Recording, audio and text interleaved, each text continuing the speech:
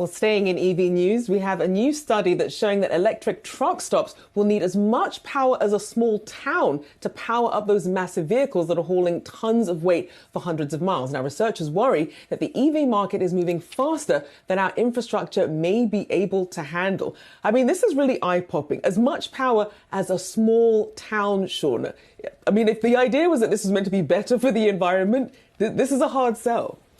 It is a very hard sell. It's also just really, I guess, highlights how far behind our infrastructure grid currently is, especially when you take into account the rapid shift that we have seen from so many leading automakers in terms of the percentage of vehicles they want to make EVs over the next several years. The Biden administration has also come out with very lofty goals. Biden wants 50% of EVs by 2030. So when you take into account our infrastructure is so far from those levels, it's hard to really get your heads around the fact that this will actually happen.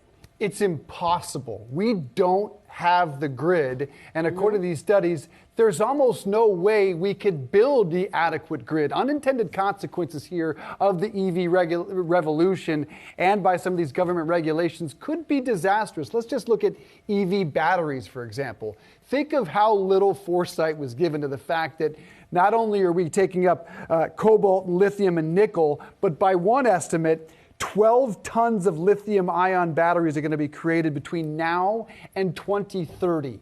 Now, granted, we all understand these EV companies like Tesla and even the big domestics were just chasing profits, but really a little bit more foresight, thought, and research should have gone into the environmental destruction that they're going to cause, and can our grid keep up?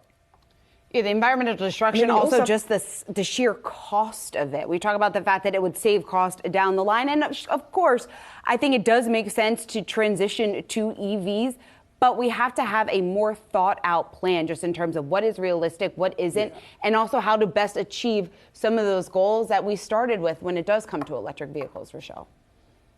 And just last week, we saw that Tesla pulling back on some of their investments in solar. So if you don't have that and then you're not able to charge as well, it doesn't bode very well for how fast the infrastructure is going to need to get in order to meet some of these goals from the Biden administration. Yeah, that infrastructure package we did pass, clearly you're going to have to devote much more of it to EVs and that evolution than they intended.